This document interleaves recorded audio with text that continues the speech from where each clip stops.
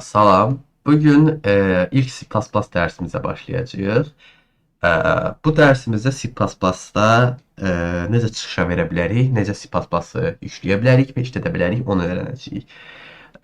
Biz CodeBlocks proqramını işlədəcəyik. Niyə? Çünki CodeBlocks proqramı həm istifadəsi rahat, həm olimpiyadada daha rahatdır istifadəsi, həm ümumi istifadəsi rahatdır. Biz burada 1000GV olan yükləyəcəyik. Nə üçün? 1000GV olan üstündə bizim compilerımız var. C++ dili C dili ilə bir yerdə. İkisi də compilerla işləyən dildir. Pythonda interpreterdir bildiyiniz kimi, amma C++-da biz compilerla işləyirik. Bizdə əlbəttə 1000GV nədir deyə bilərsiniz. 1000GV bizim compilerımız. Minimal GUI for Windows. Bu bir compilerdir. Əlbəttə siz Visual Studio Code işlədə bilərsiniz. Hətta istəsəz burada onun da linkini qoyaram. Burada var. Amma uzun prosesdir və bunu etməyinizə ehtiyac da yoxdur. Sadəcə olaraq bunu yükləyəcəyik. Burada CodeBlocks açacağıq indi. Yüklədikdən sonra yükləyin və açaq.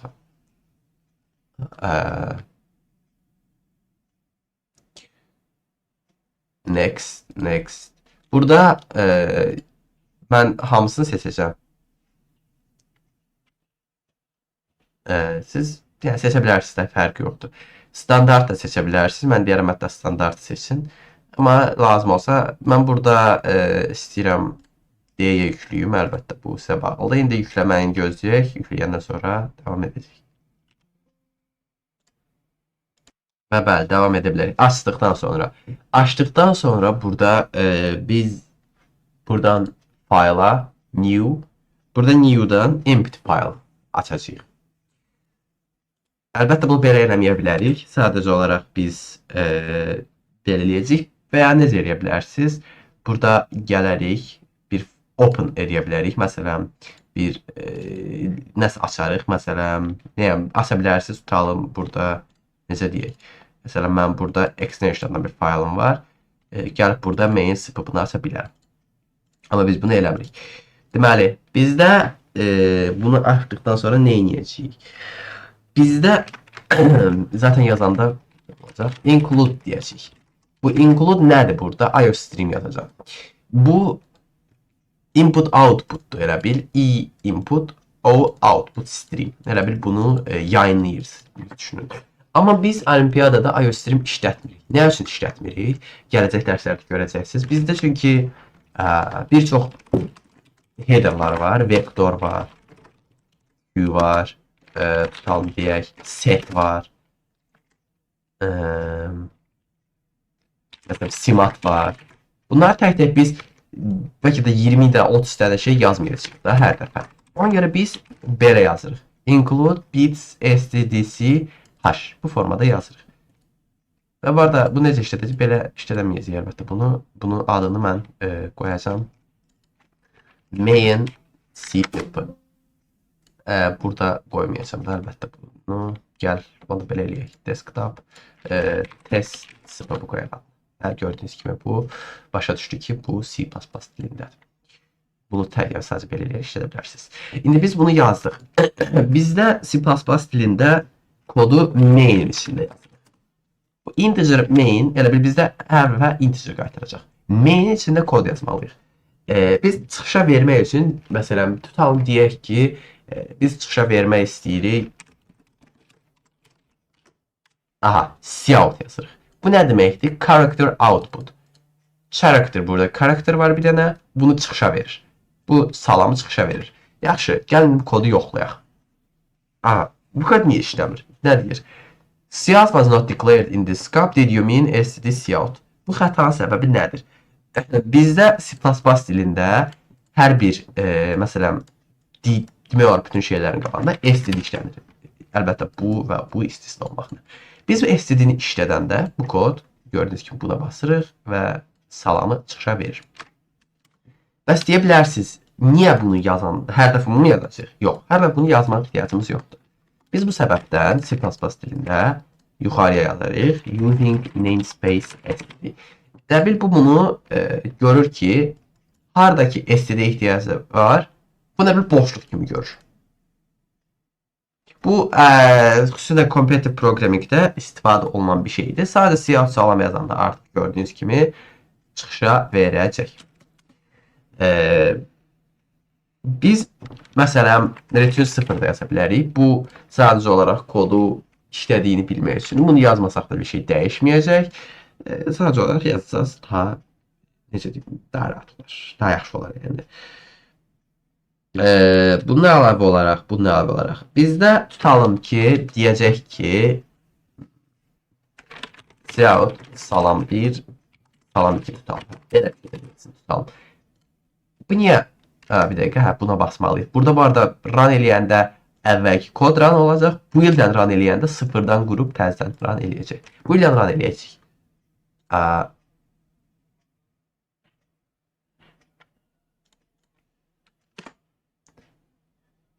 Sorry, burada şey var, görməmişdim, üzr istəyirəm.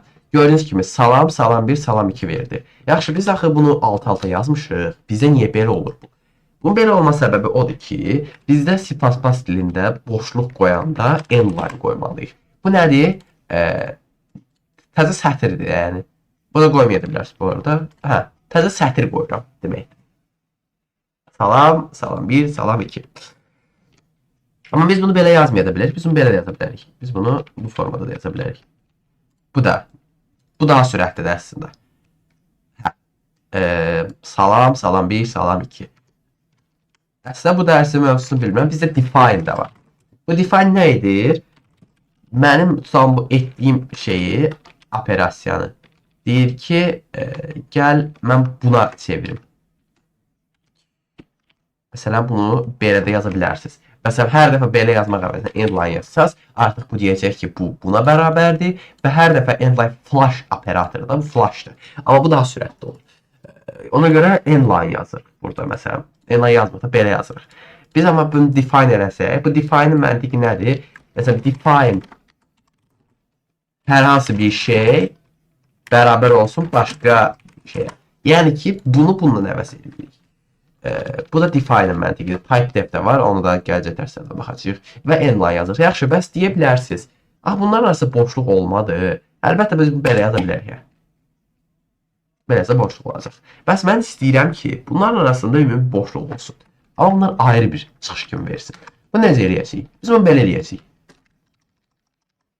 Tamam, yazdıq. Biləm, buranı düzəldi. Bizdə belə bir şey var. Boşluq deyirəm. Burada belə də yaza bilərsiniz, fərqi yoxdur. Buranı boşluq kimi görür. Çünki boşluq gördüyünüz kimi. Boşluq və salam 2. Salam, salam 1, salam 2. Bizdə məsələn, tutalım, nəsə bir şey başlamalıyıq. Tutalım 2 plus 2. Bu bizdə kommentlərdir. Bunu niyə qoyuruq biz kodda? Məsələn, kodu nəyəsə unutduq ya nəyəsə bir baxmamıza ehtiyac oldu. Buna baxırıq və təzədən deyirik ki, bax bu belə idi.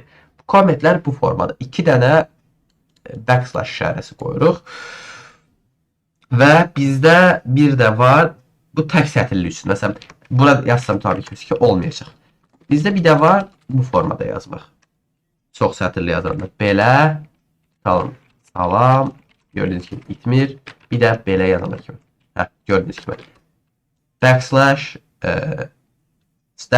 asterisk və backslash. Bundan əlavə olaraq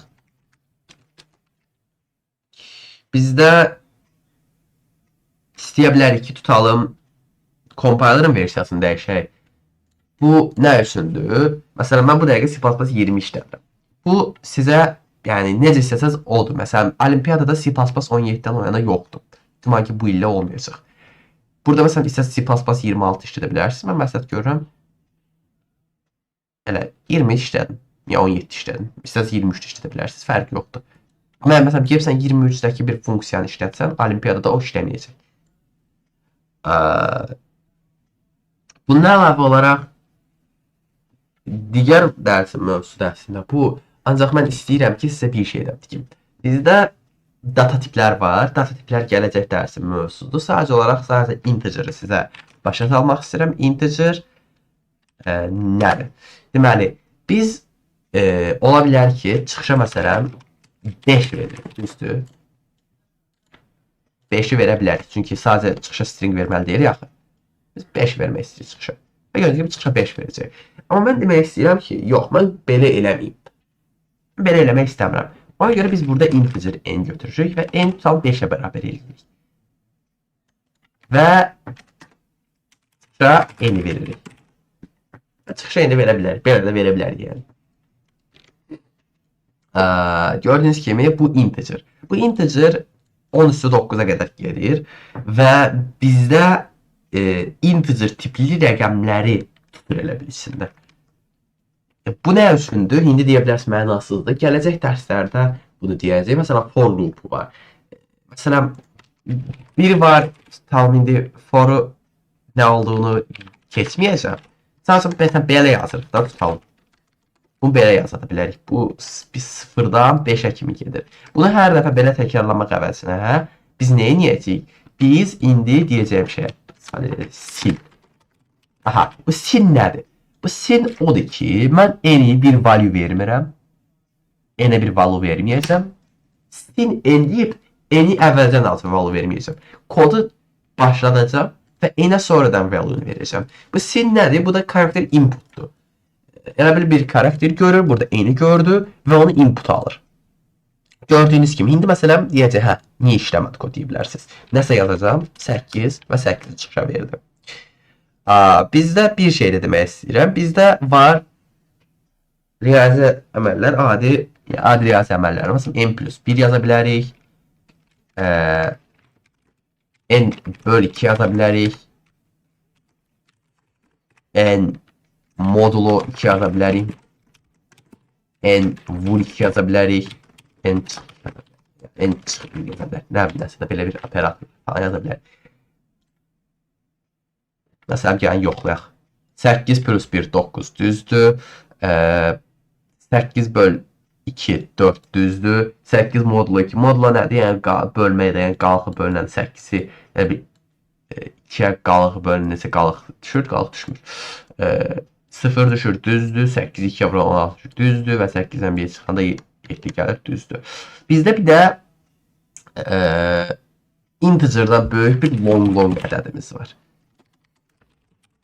Bu long nə üçündür? Böyük ədədlər ola bilər. 10 üstü 18'ə qədər çıxan ədədlər ola bilər. Biz burada long işlətməliyik. Bu da bir data tipdir. Nisbətən daha yavaşdır. Normal olaraq çünki daha böyük ədədlərə qədər gedir. Amma mən hətta deyərəm ki, integer ümumiyyətlə işlətməyin. Define into long edin və burada signal made yazın. Və ya direkt LL yaza bilərsiniz, long da yaza bilərsiniz. Fərqi yoxdur. Long yazdıq. Long nə üçündür? Məsələn, gəlin belə deyək. Çox böyük bir ədəd götürək də tutalım.